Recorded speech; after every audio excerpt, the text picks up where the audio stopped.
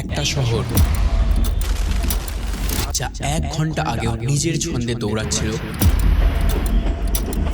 তা হঠাৎই আর্তনাদ, প্রার্থনা আর নিস্তব্ধতায় ডুবে যায়। 12ই মার্চ 1993 শুক্রবার। এই দিনটি ভারতের ফিনান্সিয়াল ক্যাপিটাল মুম্বাইয়ের কাছে ছিল, আর বাকি 5 দিনেরই মতন একটা স্বাভাবিক দিন। অজানা ভবিষ্যৎ নিয়ে নিজের স্বপ্ন পূরণের লক্ষ্যে নিজের কাজে ব্যস্ত ছিল সকলেই। কেউ কখনো কল্পনাও করেনি যে এই দিনটিতেই মুম্বাইয়ে এমন এক ভয়াবহ বিধ্বংসী ঘটনা ঘটবে যা ইতিহাস কোনোদিনও ভুলতে পারবে না।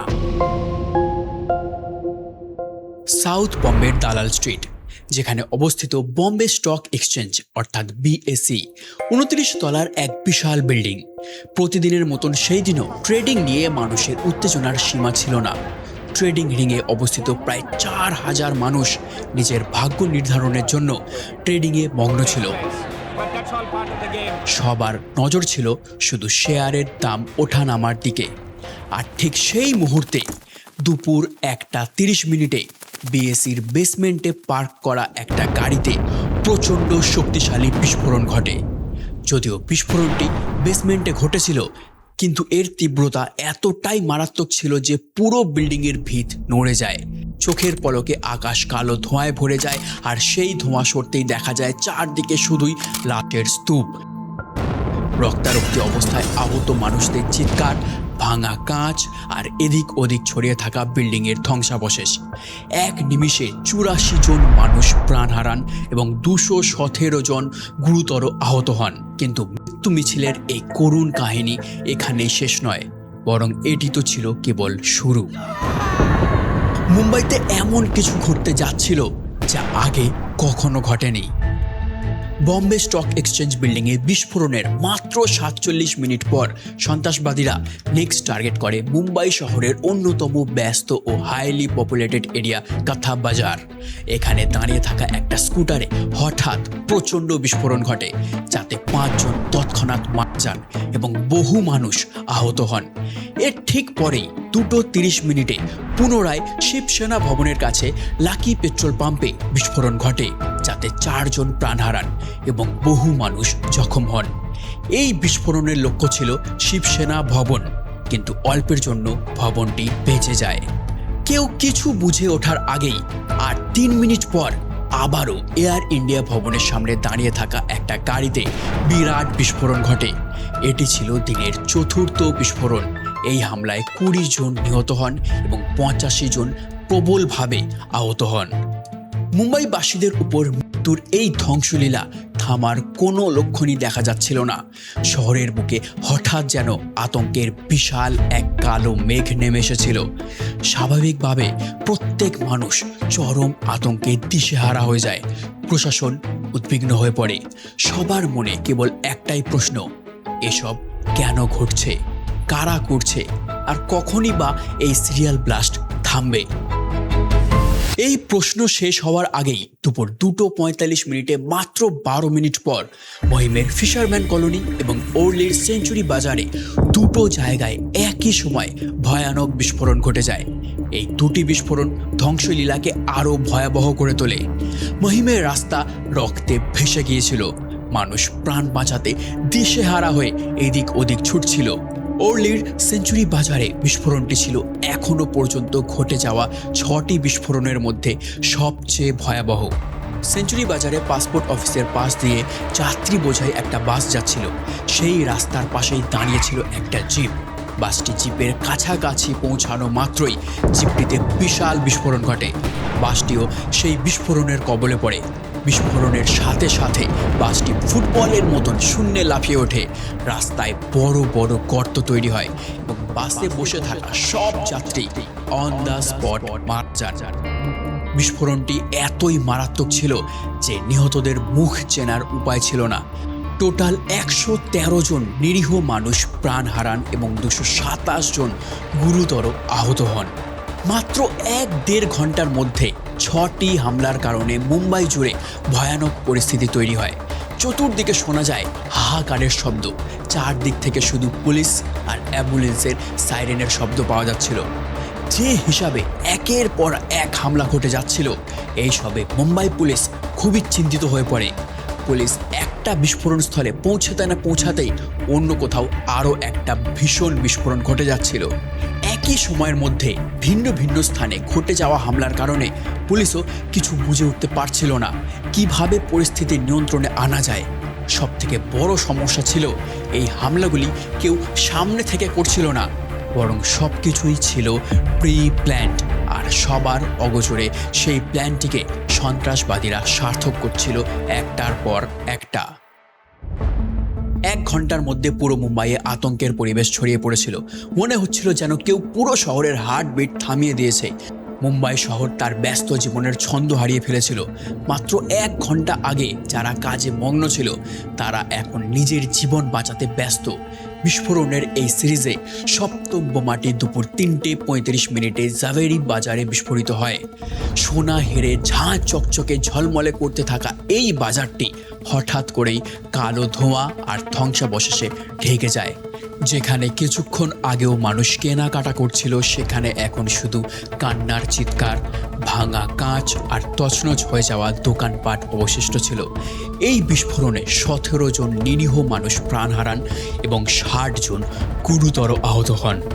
মানুষ এই ধাক্কা সামলে ওঠার আগেই ঠিক 5 মিনিট পর শহরকে কাঁপিয়ে তোলে আরও একটা ভয়াবহ বিস্ফোরণ।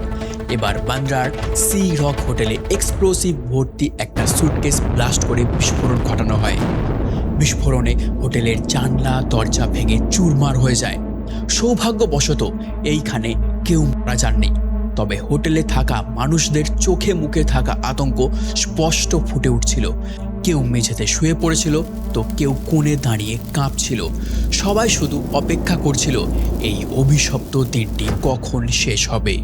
যে মুম্বাই কখনো থামেনি, আজ তা সম্পূর্ণ থমকে গিয়েছিল। এই বিস্ফোরণগুলো স্বপ্নের শহরকে যেন রক্ত স্নান করিয়ে দিয়েছিল। এর কয়েক মিনিট পরেই প্লাজা সিনেমার পার্কিংয়ের দিকে 9ম, জুহু সেন্টিউর হোটেলে 10ম, সেহার ইন্টারন্যাশনাল এয়ারপোর্টের বাইরে 11তম এবং এয়ারপোর্ট সেন্টিউর হোটেলের কাছে 12তম বিস্ফোরণটি ঘটে। দুপুর 1:30 শুরু হওয়া এই বিস্ফোরণের তাণ্ডব অবশেষে অবসান হয় 3:40। এই 12টি বিস্ফোরণের কারণে মাত্র 2 ঘন্টা 10 মিনিটের মধ্যে মোট 257 জন মানুষ মারা যান এবং 713 জন মারাত্মকভাবে আহত হন। বিস্ফোরণ থেমে গেলেও কিন্তু পুলিশের কাছে জমা বহু প্রশ্নের উত্তর এখনও অজানা। তাদের মনের মধ্যে একটাই প্রশ্ন অনবরত ঘুরপাক করে যাচ্ছিল, কে ছিল এই সিরিয়াল ব্লাস্টের মাস্টার মাইন্ড? কেন এই বিস্ফোরণ ঘটানো হলো? শয়ে শয়ে নিরীহ মানুষকে হত্যা করার পিছনে আসল কারণ কী ছিল? একই সাথে এত বড় 12টা বিস্ফোরণের ষড়যন্ত্র কখন এবং কিভাবে রচিত হয়েছিল, আর সেটা কেনই বা মুম্বাই পুলিশ জানতে পারল না? সিস্টেমের এত বড় ফেলিওরের জন্য আসল দায়ী কে? নমস্কার, আমি অনির্বাণ। বিস্ফোরণ থেমে যাওয়ার সঙ্গে সঙ্গেই সরকারি নির্দেশে তদন্তের জন্য মুম্বাইকে 4টি অঞ্চল এবং 10টি জোনে ভাগ করা হয়। প্রতিটি জোনের দায়িত্ব দেওয়া হয় একজন করে ডিআইজি র্যাঙ্কিংয়ের অফিসারকে। মুম্বাই পুলিশের তরফ থেকে ডিসিপি রাকেশ মারিয়া, অরূপ পটনায়ক এবং কমিশনার এএস সামারকে প্রধান দায়িত্বের জন্য ভার অর্পণ করা হয়।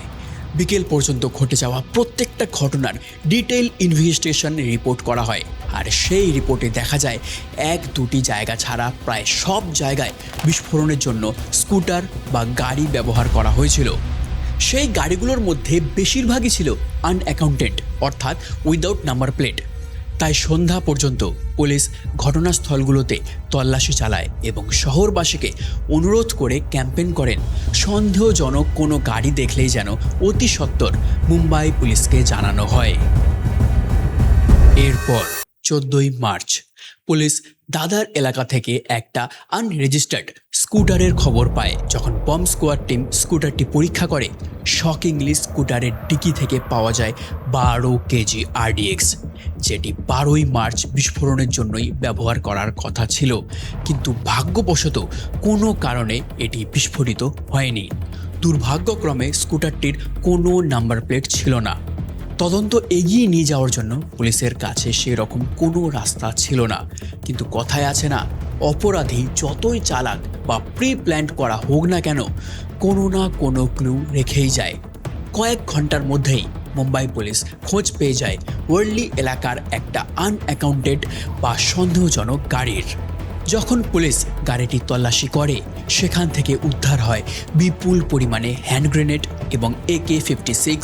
পুলিশ যখন এই গাড়িটির রেজিস্ট্রেশন নাম্বার চেক করে, তখন জানা যায় যে গাড়িটি মাহিম এলাকার আল হুসেইন বিল্ডিংয়ের বাসিন্দা রুবিনা মেমনের নামে রেজিস্টার্ড। এর পরপরই পুলিশ এক মুহূর্ত দেরি না করে সোজা আল হুসেইনি বিল্ডিংয়ে পৌঁছে যায়, কিন্তু গিয়ে দেখে রুবিনা মেমনের ঘর তালাবন্ধ। এই বাড়িটি ছিল রুবিনা মেমনের দেওর ইব্রাহিম মুস্তাক আব্দুল রাজ্জাক মেমন ওরফে টাইগার মেমনের নামে, এক কুখ্যাত স্মাগলার, যে পুরো পরিবার নিয়ে এই বিল্ডিংয়ে বাস করত। হামলার পর মেমন পরিবারের সকলের নিখোঁজ হয়ে যাওয়া এবং তাদের গাড়ি থেকে অস্ত্র উদ্ধার হওয়া মেমন পরিবারের উপর পুলিশের সন্দেহ আরও গভীর হয়। এরপর পুলিশ তদন্তে আরও গভীরে যাওয়ার জন্য ঘরের দরজা ভেঙে ভিতরে ঢোকে এবং সেখানে থাকা সব জিনিস যাচাই করতে চিরুনি তল্লাশি শুরু করে। তল্লাশিতে পুলিশ মেমনের বাড়ি থেকে কয়েকটা চাবি পায়, যার মধ্যে একটা ছিল স্কুটারের চাবি।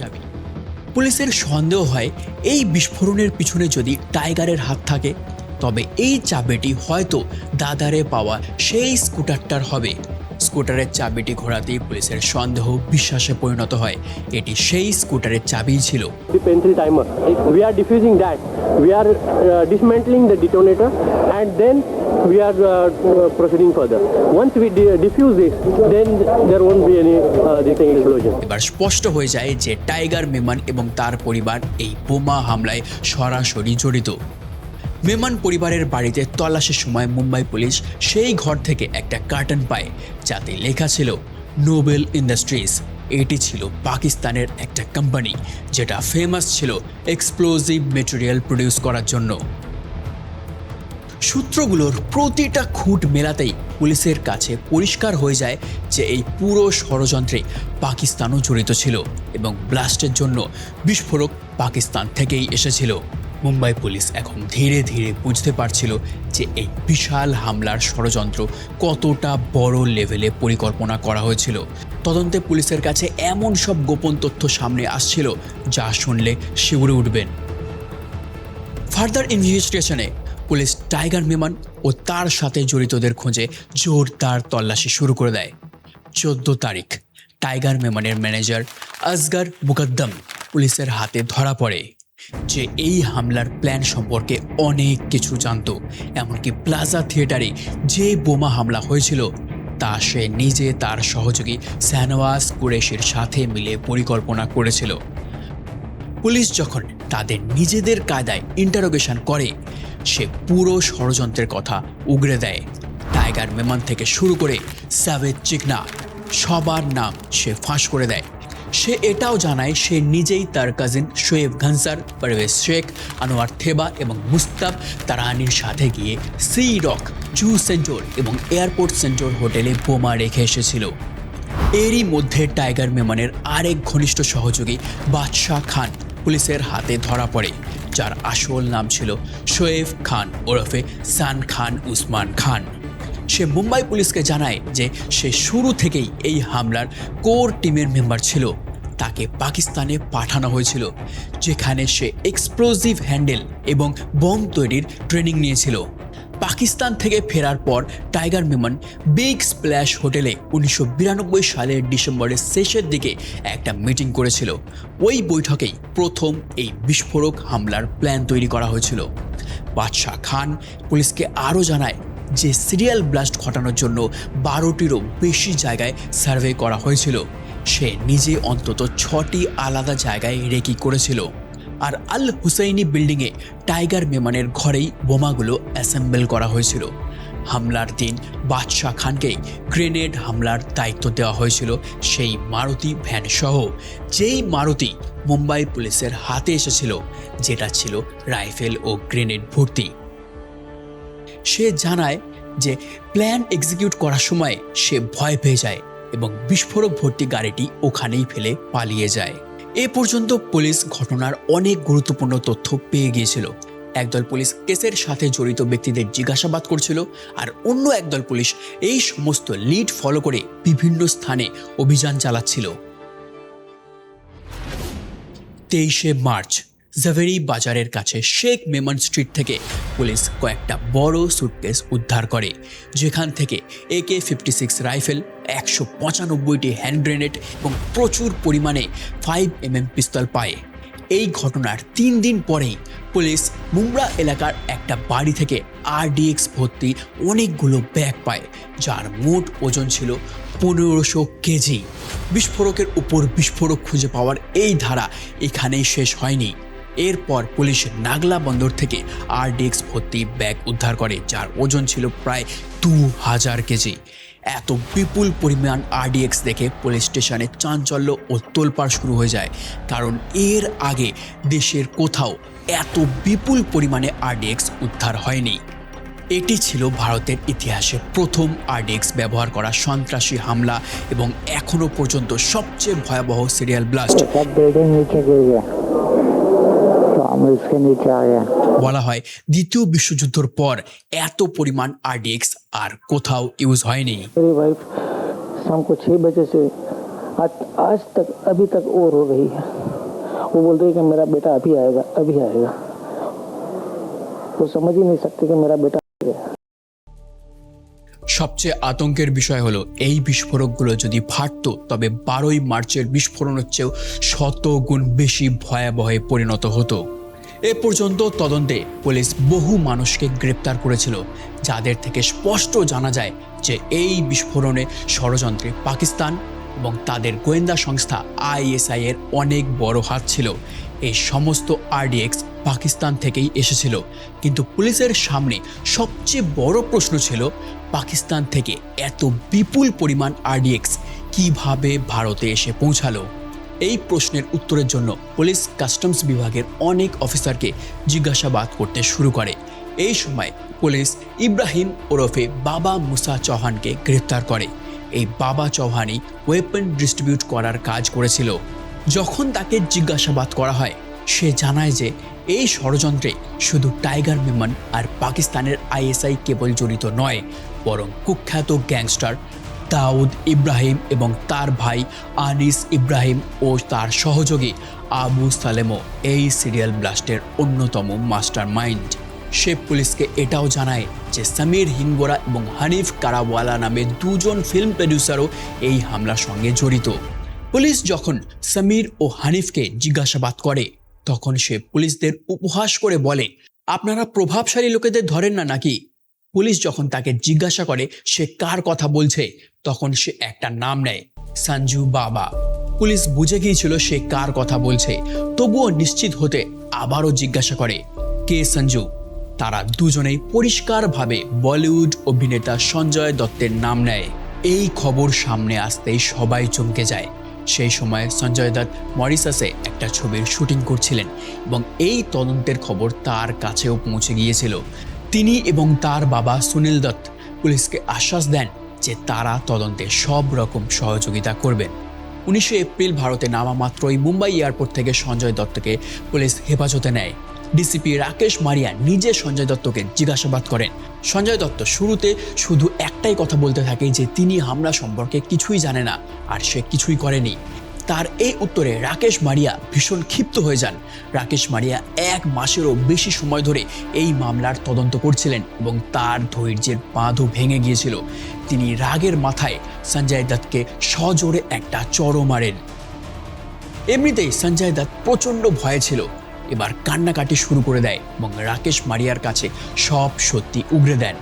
প্রযোজক সমীর হিঙ্গোরা ও হানিফ কারাওয়ালা তার সম্পর্কে যা যা তথ্য দিয়েছিল সঞ্জয় দত্ত তা সবই স্বীকার করে নেয়। Now, the fate of Bollywood star Sanjay Dutt, who is facing a 6-year jail term for possessing illegal arms, will be decided today by the Apex Court, along with the 100 others who were convicted in the 1993 Mumbai serial blast. হামলার অনেক দিন আগেই সঞ্জয় দত্তের কাছে অনেক rifle, grenade ও পিস্তল পাঠানো হয়েছিল, কিন্তু এত অস্ত্র দেখে সে ভয় পেয়ে যায়। তাই মাত্র কয়েকটা অস্ত্র নিজের কাছে রেখে বাকিগুলো ফেরত পাঠিয়ে দেয়। পুলিশ যখন জানতে চায় সেই অস্ত্রগুলো এখন কোথায়, সে জানায় যে অস্ত্রগুলো রাখার পরে সে খুব ভয় পেয়ে গেছিল। তাই কিছু ঘনিষ্ঠ বন্ধুদের ঘটনার কথা বলে সমস্ত অস্ত্রগুলো ডিস্ট্রয় করে ফেলেছিল। এইভাবে মুম্বাই পুলিশের নিখুঁত তদন্তের সাহায্যে একে একে সব রহস্য উদ্ঘাটন হয়ে যায়। মাস্টার মাইন্ড হিসেবে তাদের সামনে আসে টাইগার মেনন, দাউদ ইব্রাহিম এবং পাকিস্তানের ইন্টেলিজেন্স এজেন্সি ISI। পুলিশ যখন এই কেসের তদন্ত চালিয়ে যাচ্ছিল, অন্যদিকে তেমনি মুম্বাইতে পলিটিক্যাল ড্রামাও চলছিল চরম পর্যায়ে। আসলে 12ই মার্চ মুম্বাইয়ের যে 12টা জায়গায় বিস্ফোরণ ঘটানো হয়েছিল সেইগুলোর সবই ছিল হিন্দু প্রধান এলাকা। সে সময় মহারাষ্ট্রের মুখ্যমন্ত্রী ছিলেন শরদ পাওয়ার। তার ভয় ছিল এই কারণে যেন কমিউনাল রায়ট বেঁধে না যায়, এই জন্য তিনি ঘোষণা করেন ব্লাস্ট 12টি জায়গায় নয় বরং 13টা জায়গায় ঘটানো হয়, আর 13তম জায়গাটি একটা মুসলিম মেজরিটি এলাকাতে বেছে নেওয়া হয়। এছাড়াও তিনি এই হামলার জন্য LTTE-কে দায়ী করানোর চেষ্টা করেন, কিন্তু পুলিশ তাদের তদন্তের রিপোর্ট আগেই পেশ করে দিয়েছিল। তদন্তে পুলিশ এটাও জানতে পারে যে কেন 12টা বিস্ফোরণের সবকটাই হিন্দু প্রধান এলাকায় করা হয়েছিল এবং কিভাবে টাইগার মেমন, দাউদ ইব্রাহিম ও ISI এই সিরিয়াল ব্লাস্টের জন্য একজোট হয়েছিল, আর কেনই বা এই ব্লাস্টের পরিকল্পনা করা হয়েছিল। मित्रों, हजारों साल बाद ये आपकी जनता धर्म की ओर करवट बदली है। करवट अभी खड़ी हुई नहीं, खड़ी तो उसी दिन होगी 30 अक्टूबर को। उस नए इतिहास के निर्माण करने में बम्बई से ज्यादा धर्म प्रेमी आए। ये नया इतिहास रहे मर्यादा पुरुषोत्तम श्री राम के मंदिर का नव निर्माण। আসলে 6 ডিসেম্বর 1992 সালে কার সেবকরা অযোধ্যায় বাবরি মসজিদের কন্ট্রোভার্সিয়াল স্ট্রাকচার ধ্বংস করে দেয়। এতে মুসলিম সম্প্রদায়ের মধ্যে প্রচন্ড ক্ষোভের সৃষ্টি হয়। हमारी बात जौन पहुँचे के रहा पहुँच गई, अब हमारी बात क्यों पहुँचावे वाला नहीं है और न हमारी बात में कोनो ताकत है। বহু মুসলিম ক্ষোভে ফেটে পড়ে।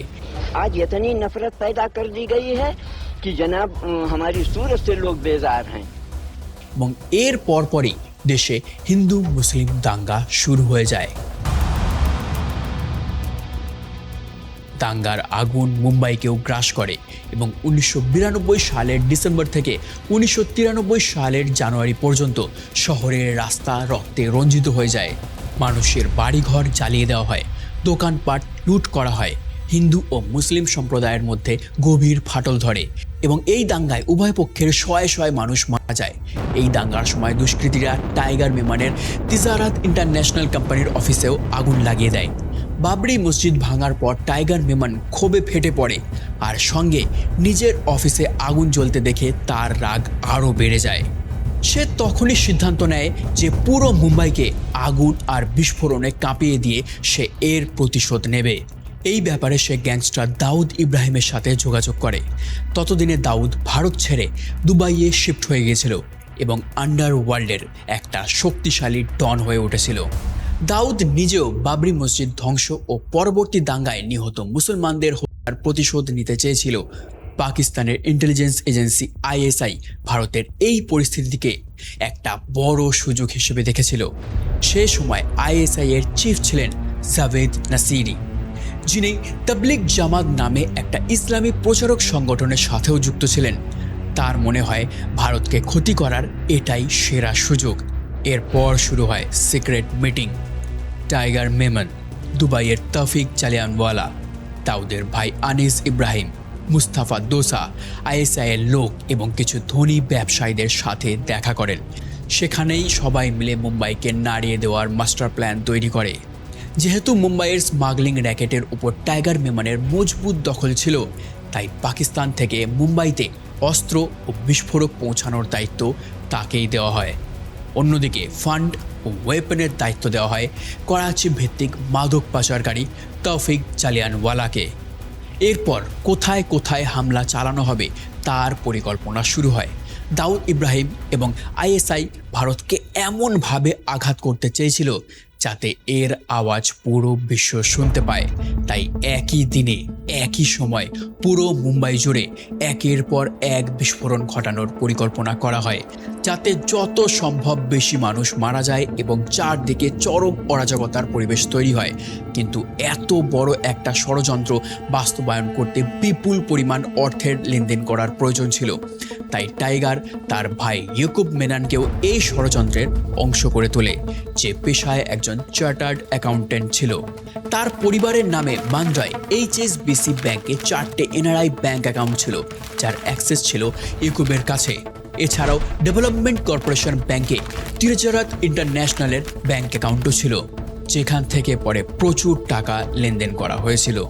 এরপর 1993 সালের জানুয়ারিতে পাকিস্তান থেকে RDX রাইফেলস আর গ্রেনেড ভারতে পৌঁছাতে শুরু করে। বিস্ফোরকের প্রথম কনসাইনমেন্ট গুজরাটে পৌঁছায়, যেটা মুম্বাই পৌঁছানোর দায়িত্ব দেওয়া হয় আন্ডারওয়ার্ল্ডের সঙ্গে কানেক্টেড সালেমকে। এরপর অস্ত্রের পরবর্তী দুটো কনসাইনমেন্ট 2 ফেব্রুয়ারি থেকে 8 ফেব্রুয়ারির মধ্যেই ভারতে পাঠানো হয়। এই চালানগুলো মহারাষ্ট্রের রায়গড়ের শেখাড়ি উপকূলে নামানো হয়, যা টাইগার মেমন নিজে রায়গড় থেকে মুম্বাইতে নিয়ে আসার ব্যবস্থা করে। স্মাগলিংয়ের ব্যবসার কারণে স্থানীয় কাস্টমস অফিসারদের সাথে আগে থেকেই জানাশোনা ছিল, তাই মোটা অঙ্কের ঘুষ দিয়ে সে সহজেই সব অস্ত্র, গোলা বারুদ, ডেটোনেটর, হ্যান্ড গ্রেনেড এবং RDX গাড়িতে ভর্তি করে মুম্বাইতে নিয়ে আসে। তারপর সে এইসব অস্ত্র বিভিন্ন গোপন আস্তানায় লুকিয়ে রাখে। বিপুল পরিমাণ অস্ত্র ভারতে আনার পর বিস্ফোরণের হামলা চালানোর জন্য টাইগার মেমন 19 জন বিশ্বস্ত লোককে নিয়ে একটা টিম তৈরি করে এবং 1993 সালের ফেব্রুয়ারিতে 3টি দলে ভাগ করে তাদের প্রশিক্ষণের জন্য পাকিস্তানে পাঠানো হয়। সবাইকে প্রথমে দুবাই পাঠানো হয় আর সেইখান থেকে করাচি। সেখানে তাদের প্রায় 12 দিন ধরে অস্ত্র চালানো এবং গ্রেনেড ছোড়ার কঠোর ট্রেনিং দেওয়া হয়। প্রশিক্ষণ শেষে 4 মার্চ সবাই মুম্বাইতে ফিরে আসে। এবার টাইগার মেনন তাদের বিভিন্ন এলাকা ঘুরে হামলার জন্য উপযুক্ত স্থান নির্বাচন করতে বলে। বেশ কয়েকদিন ধরে শহরের বিখ্যাত জায়গাগুলো পরিদর্শন করে একটা লিস্ট তৈরি করা হয়। কিন্তু এরই মধ্যে এমন একটা ঘটনা ঘটে যা টাইগার মেমনের পুরো প্ল্যান লণ্ডভণ্ড করে দিতে পারত। টাইগার মেমনেরই এক লোক গুল মোহাম্মদ ওরফে গুল্লু পাকিস্তান থেকে ট্রেনিং নিয়ে ফেরার সময় থেকেই ভয় পেয়ে যায়। এতদিনে তার মন বদলে গিয়েছিল। সে চিন্তিত ছিল যে সে যদি বোমা বিস্ফোরণ ঘটায় তবে তার পরিবারকে চরম খেসারত দিতে হবে। কয়েক মাস আগেই মুম্বাই দাঙ্গাতেও তার নাম ছিল, যার কারণে সে ইতিমধ্যেই পুলিশের নজরদারিতে ছিল। তাই সে 9 মার্চ নিজেই গিয়ে মুম্বাই পুলিশের কাছে আত্মসমর্পণ করে। সে পুলিশের কাছে টাইগার মেমনের সমস্ত সিক্রেট প্ল্যান উগড়ে দেয়। পাকিস্তান যাওয়া থেকে ট্রেনিংয়ের কথা, এমনকি মুম্বাইয়ে কোথায় কোথায় হামলা হবে সব কিছুই পুলিশকে বলে দেয়। কিন্তু মুম্বাই পুলিশ তার কথা বিশ্বাস করেনি। পুলিশ ভেবেছিল সে হয়তো পার্সোনাল কোনো রাইভালরির জন্য এমন বানিয়ে বানিয়ে কথা বলছে। তাই পুলিশ এই বিষয়ে কোনো পদক্ষেপ নেয়নি। গুল মোহাম্মদের গ্রেপ্তারের খবর পেয়েই টাইগার মেমন বেশ ঘাবড়ে যায়। প্রথমে সে 1993 সালের এপ্রিলে ছত্রপতি শিবাজি মহারাজের জয়ন্তীর দিন এই হামলা চালাতে চেয়েছিল, কারণ এই দিনে হিন্দু প্রধান এলাকাগুলোতে সবচেয়ে বেশি ভিড় থাকে। কিন্তু শিবাজি জয়ন্তী আসতে তখনও 1 মাস বাকি ছিল এবং টাইগারের ভয় ছিল যে 1 মাস অপেক্ষা করলে পুলিশ হয়তো তার কাছে পৌঁছে যেতে পারে। গুল মোহাম্মদের গ্রেপ্তারের ভয়ে টাইগার মেনন তড়িঘড়ি তার পুরো পরিবারকে দুবাইয়ে পাঠিয়ে দেয়। এরপর সে তার বাড়িতে সহযোগীদের নিয়ে একটা জরুরি বৈঠক ডাকে, যেখানে 12 মার্চ তারিখটিকেই মুম্বাই ধ্বংসের দিন হিসেবে বেছে নেওয়া হয়। এখন তাকে দ্রুত সব প্রস্তুতি শেষ করতে হবে, কারণ তার হাতে মাত্র 1 দিন সময় ছিল। তার সাথীরা লুকিয়ে রাখা RDX, গ্রেনেড ও রাইফেল সংগ্রহ করে টাইগার মেমনের বাড়ির গ্যারেজে নিয়ে আসে। এরপর হাতিয়ার ও বিস্ফোরকগুলোকে স্কুটার, ভ্যান এবং সুটকেসে ফিট করা হয়। 12 মার্চ সকালে সব গাড়ি শহরের বিভিন্ন জায়গায় পার্ক করে দেওয়া হয়। তারপর 12 মার্চ 1993 দুপুরে শুরু হয় সেই নারকীয় বোমা বিস্ফোরণ। মাত্র 2 ঘন্টা 10 মিনিটে মুম্বাই কেঁপে ওঠে 12টা শক্তিশালী বিস্ফোরণে। গুল মোহাম্মদের কথা ইগনোর করার চরম মূল্য দিতে হয় মুম্বাইবাসীকে, এবং যার ফলে 257 জন নিরীহ মানুষ প্রাণ হারান। কিন্তু টাইগার মেমন দাউদ ইব্রাহিম এবং আইএসআই এর পরিকল্পনা শুধু এই বিস্ফোরণেই সীমাবদ্ধ ছিল না। আইএসআই কেবল টার্গেট লিস্ট, হাতিয়ার, বিস্ফোরক, ট্রেনিং এবং আর্থিক সহযোগিতা করে সাহায্য করেনি, এর থেকে আরও ভয়ানক ফেজ 2 হামলার জন্য প্রস্তুতি নিয়েছিল। এই ফেজ 2তে পরিকল্পনা অনুযায়ী বিস্ফোরণের পরপরই সব গ্যাংস্টারদের রাইফেল ও গ্রেনেড নিয়ে মহারাষ্ট্র সরকারের প্রশাসনিক সদর দপ্তর, মন্ত্রণালয়, শিবসেনা ভবন, বিএমসি ভবনের মতন স্থানে ঢুকে সরকারি কর্মকর্তা ও বড় বড় নেতাদের হত্যা করার কথা ছিল। আইএসআই দাউদের ডি কোম্পানির স্মাগলিং নেটওয়ার্ক ব্যবহার করে প্রচুর পরিমাণে রাইফেল, 40,000 রাউন্ড গুলি এবং 450টি হ্যান্ড গ্রেনেড ভারতে পাঠিয়েছিল। কিন্তু এই সেকেন্ড ফেজ তখনই ব্যর্থ হয়ে যায় যখন অস্ত্র প্রশিক্ষণপ্রাপ্ত টাইগার মেননের গুন্ডারা বিস্ফোরণের পর ভীষণ ভয় পেয়ে যায় এবং ধরা পড়ার ভয়ে অনেকে শহর ছেড়ে পালিয়ে যায়। মুম্বাই পুলিশের অক্লান্ত পরিশ্রমের কারণে এই হামলার জন্য দায়ী প্রত্যেকটি অপরাধী ধরা পড়ে। 1993 সালের 4 নভেম্বর মুম্বাই পুলিশ 10,000 পৃষ্ঠার একটা প্রাইমারি চার্জশিট দখল করে, যেখানে 189 জনকে অভিযুক্ত করা হয়। এরপর 15 দিন পর মামলাটি আরও ভালোভাবে তদন্তের জন্য সিবিআই এর কাছে হস্তান্তর করা হয়। প্রায় 1.5 বছর সিবিআই তদন্তের পর 1995 সালের এপ্রিলে terrorist and disruptive act ta-da আদালতে এই মামলার শুনানি শুরু হয় এবং 26 জন অভিযুক্তকে নির্দোষ ঘোষণা করে খালাস দেয়। এই কেসে 100 জনেরও বেশি মানুষকে গ্রেপ্তার করা হয়েছিল। টাইগার মেমনের ছোট ভাই ইয়াকুব মেননকেও 1994 সালে কাঠমান্ডু বিমানবন্দর থেকে গ্রেপ্তার করা হয়, যে হামলার পর দুবাই ও পরে পাকিস্তানে লুকিয়েছিল। এরপর আবু সালেমকেও 2005 সালে পর্তুগাল সরকার ভারতের কাছে হস্তান্তর করে, তবে শর্ত ছিল তাকে কখনো মৃত্যুদণ্ড দেওয়া যাবে না। এভাবে হামলায় জড়িত বহু অপরাধীকে গ্রেপ্তার করা হয়, কিন্তু এই হামলার মূল অপরাধী টাইগার মেমন আর দাউদ ইব্রাহিমকে অনেক চেষ্টার পরেও পুলিশ ধরতে পারেনি। টাইগার মেমন নিজেকে বিদেশের কোনো গোপন জায়গায় নিজেকে আত্মগোপন করে নেয়, আর দাউদ ইব্রাহিম মুম্বাই হামলার পরপরই তার সাথীদের সঙ্গে দুবাই থেকে পাকিস্তানে পালিয়ে যায় এবং পাকিস্তান তাকে বাঁচাতে সব রকমের সাহায্য করে। এরপর বছরের পর বছর ধরে আদালতে এই মামলার বিচার চলতে থাকে এবং 2006 সালের সেপ্টেম্বরে টাডা আদালত তার রায় ঘোষণা করে। টাডা আদালতের বিচারক প্রমোদ করে 100 জন আসামিকে দোষী সাব্যস্ত করে। 100 জন আসামির মধ্যে 99 জনকে বিভিন্ন মেয়াদে সাজা দেওয়া হয় এবং একজনকে প্রবেশন অফ অফেন্ডার্স অ্যাক্টের অধীনে মুক্তি দেওয়া হয়। আদালত 11 জনকে মৃত্যুদণ্ডও দিয়েছিল, যার মধ্যে ইয়াকুব মেমনের নামও ছিল। আদালত তাকে এই হামলায় অন্যতম প্রধান চক্রান্তকারী হিসেবে গণ্য করে। ইয়াকুব মেনন সহ 11 জন টাডা আদালতের মৃত্যুদণ্ডের রায়কে সুপ্রিম কোর্টে চ্যালেঞ্জ জানান। সুপ্রিম কোর্ট ইয়াকুব মেননের মৃত্যুদণ্ড বহাল রাখে আর বাকি 10 জনের মৃত্যুদণ্ডের সাজা কমিয়ে যাবজ্জীবন কারাদণ্ড দেয়।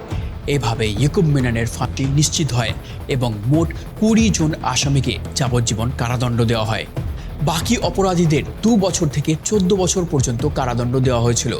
ঘরে অবৈধ অস্ত্র রাখার দায়ে সঞ্জয় দত্তকে 5 বছরের কারাদণ্ড দেওয়া হয়। সঞ্জয় দত্তের বন্ধু কার্সি এদাজেনিয়া, যে সঞ্জয়ের কথায় তার ওয়েপেন ডিস্ট্রয় করেছিল, তাকে 2 বছরের কারাদণ্ড দেওয়া হয়, যা পরে 1 বছর করা হয়।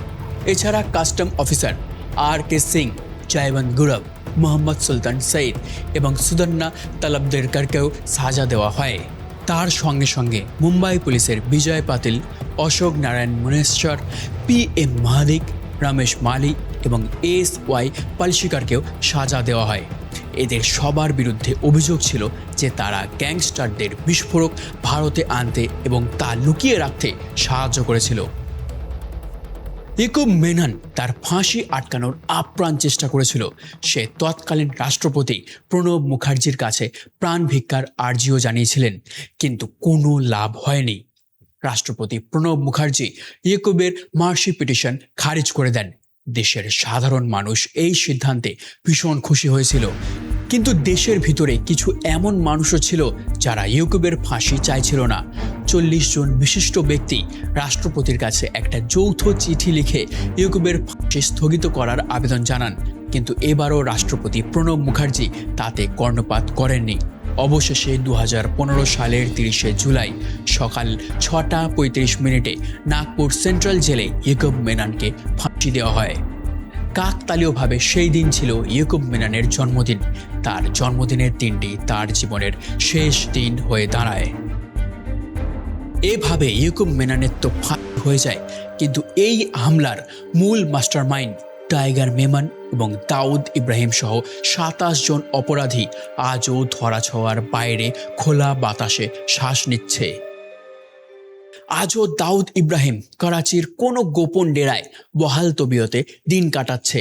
ভারতের মোস্ট ওয়ান্টেড তালিকার শীর্ষের নাম থাকা সত্ত্বেও তার নাগাল পাওয়া যায়নি। টাইগার মেমনও ঠিক একইভাবে ধরাছোঁয়ার বাইরে।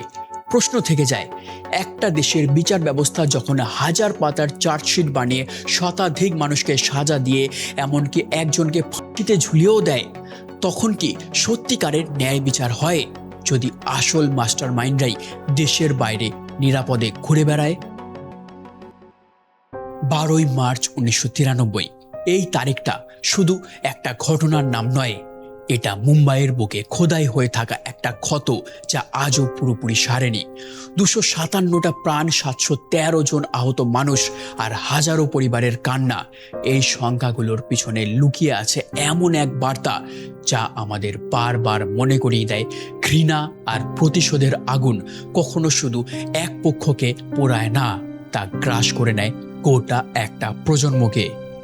আপনার কি মনে হয়, দাউদ ইব্রাহিম আর টাইগার মেননকে কি কখনো ভারতের মাটিতে বিচারের কাঠগড়ায় দাঁড় করানো সম্ভব হবে, নাকি এই কেস চিরকালই একটা অসম্পূর্ণ অধ্যায় হয়ে থেকে যাবে?